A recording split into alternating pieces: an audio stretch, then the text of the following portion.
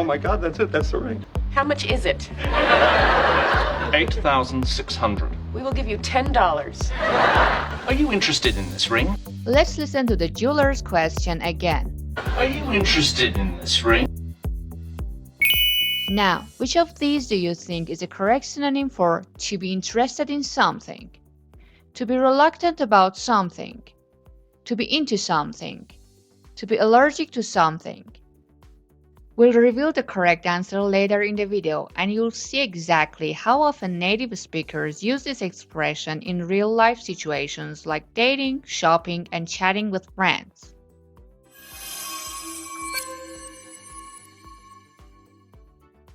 Hey everyone, it's Fatima and welcome back to my channel. Today, I'd like to start our lesson with a super common sentence structure for casual conversations. Let's say you get a job offer in another country and you start imagining, what would happen if I accepted it? How do you describe that thought? We'll kick things off with a great example from Friends. Malcolm tells Phoebe he's imagining what it would be like to kiss her. I was thinking what it'd be like to kiss you. Then we'll break down more examples from Friends and Modern Family to see how this structure works in real life. The structure what it would be like is a common and natural way to imagine or describe a hypothetical situation. It's often used when someone is curious, daydreaming, or trying to picture something in their mind. What it would be like, how it would feel, what the experience would be. It is often used with imagine, think, wonder, or see. Brides magazine? Yes, and I know that you said you would say no if he asked you, but I'm sorry. How great would you look walking down the aisle in this Donna Karan? Monica thinks her rich boyfriend Pete is gonna propose to her, and she's wondering how it would feel to say yes. I know what I said, but this morning I was lying in bed. I was imagining what it would be like to say yes.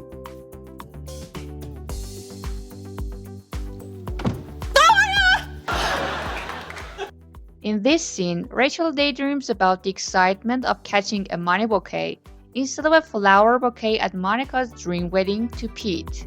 Sorry. I was just imagining what it'd be like to catch the money bouquet. It's totally weird, okay? The Blackhawks, you know my birthday, and you know my dog's name. You guys are freaking me out. Okay. In Modern Family, Claire and Cam have collaborated on flipping a house.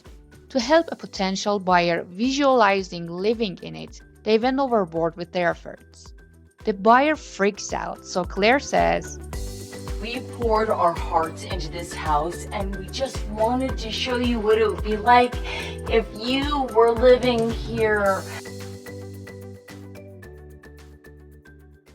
Other examples. Have you ever thought about what it would be like to live in another country? I wonder what it'd be like to win the lottery. Dating long distance, I'll tell you what it would be like.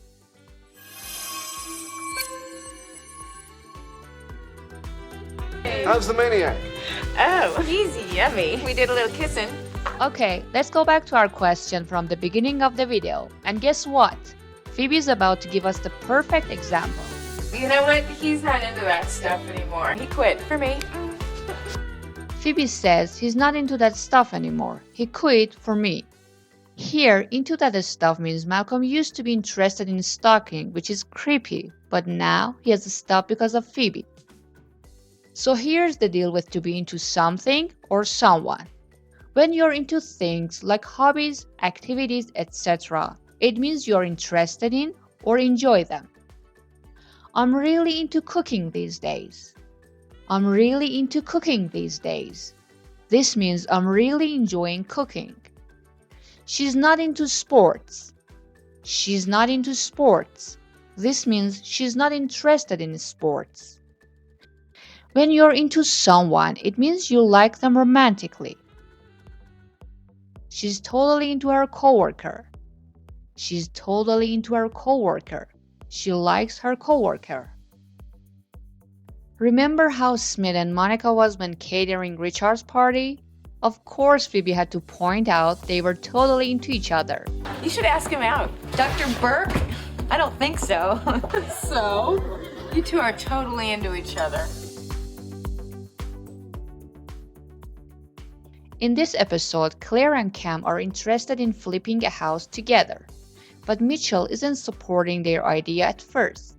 Eventually, they convince him to join the project.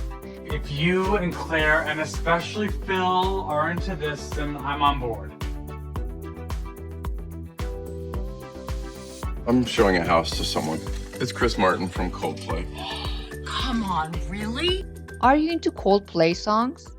While some people might enjoy their music, it seems Luke isn't a fan. Never been a big Coldplay guy. I'm more into hip-hop, death metal, Little Mermaid.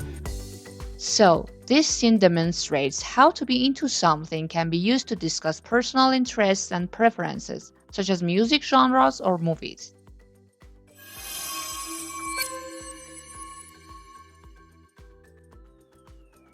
Imagine your friend constantly talks about his girlfriend, texts her non-stop, and calls her all the time. How would you describe his behavior? He's obsessed with her. He's responsible for her.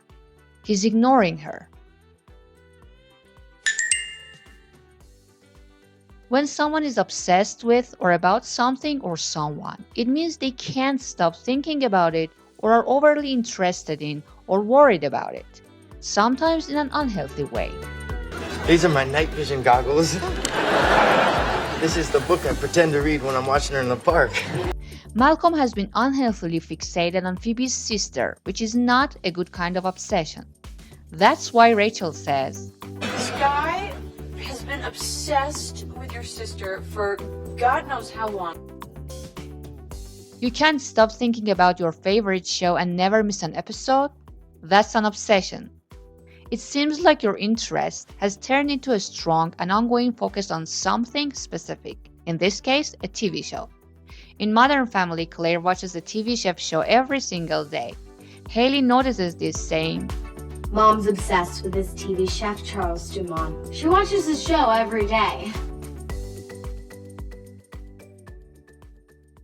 He's obsessed with his ex. He still texts her every day.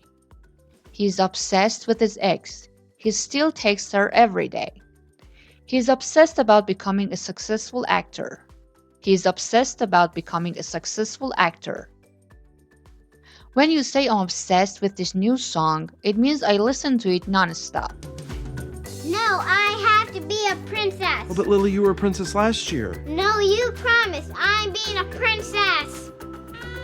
Why is she so obsessed with princesses?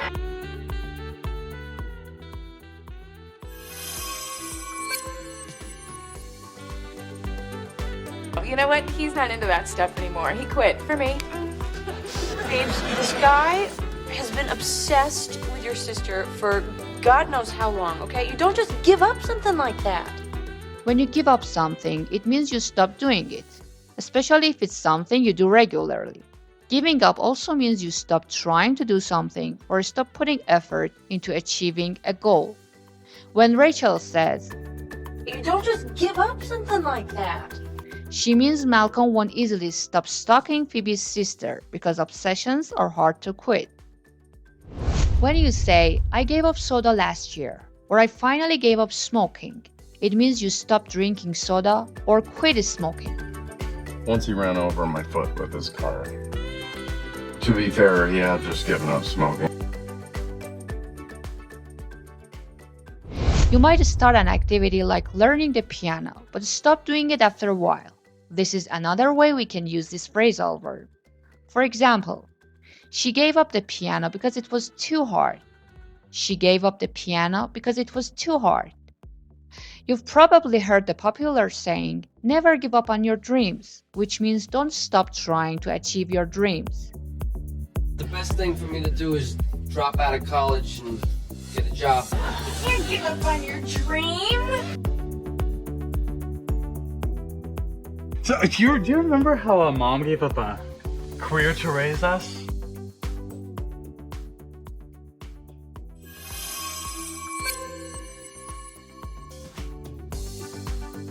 Phoebe says, Look, he gave me his night vision goggles and everything. She believes Malcolm's claim that he's not a stalker anymore because he gave her his goggles, a weird proof. Ross replies, You're taking the word of a guy who has night vision goggles? Ross is saying, why would you trust a stalker? His goggles make him seem even creepier. Take the word of someone or take someone's word is a common phrase in English. It means to believe or trust what someone says without needing proof or evidence. She said the meeting is cancelled. Should we take her word for it? She said the meeting is cancelled. Should we take her word for it? Look, he gave me his night vision goggles and everything. You're taking the word of a guy who has night vision goggles? If he says there's $500 in the envelope, then I'll take his word for it. If he says there is $500 in the envelope, then I'll take his word for it. You're taking the word of a guy who lied to you last week? You're taking the word of a guy who lied to you last week? He decided to take his friend's word and bought the car without further inspection. He decided to take his friend's word and bought the car without further inspection.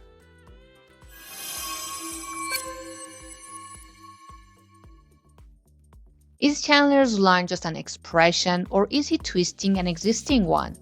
He's not still following her. You think he's still following her? Phoebes, wake up and smell the restraining order. Chandler's phrase, wake up and smell the restraining order, is indeed a play on the original idiom, wake up and smell the coffee. This idiom means to become aware of the reality of a situation or pay attention to what's really happening, even if it's unpleasant. Native speakers do sometimes playfully twist idioms to adapt them to fit different situations like this for comedic effect or to emphasize a point, and wake up and smell the coffee is no exception. In Chandler's case, he uses restraining order instead of coffee to draw attention to the seriousness of Phoebe's situation. It's a creative and humorous way to express that she should realize the potential danger and implications of dating someone with a restraining order against them. Here's another example of how this idiom can be creatively twisted. You know, more people have died hiking than in the entire Civil War. Okay, what book did you read that in? Book? Wake up and smell the internet, Grandma. Imagine your friend is in a toxic relationship but keeps making excuses for her partner's bad behavior. You might say, he cancels plans last minute, ignores your texts, and never puts in effort. Wake up and smell the coffee. He's just not that into you. Picture this. Someone ignores clear signs of poor health, like constant fatigue or weight gain, but refuses to change habits. Someone could say, you're exhausted all the time, eat junk food daily, and never exercise. Wake up and smell the coffee. Your health won't fix itself. Because I made you quit cold In the next turkey. episode of this Friends English series, we'll learn some new expressions native speakers use every day. So make sure to watch the next lesson. Easing into it. I worry about little Ross. He's always reading, he's collecting rocks, and he's dying. He'll be fine.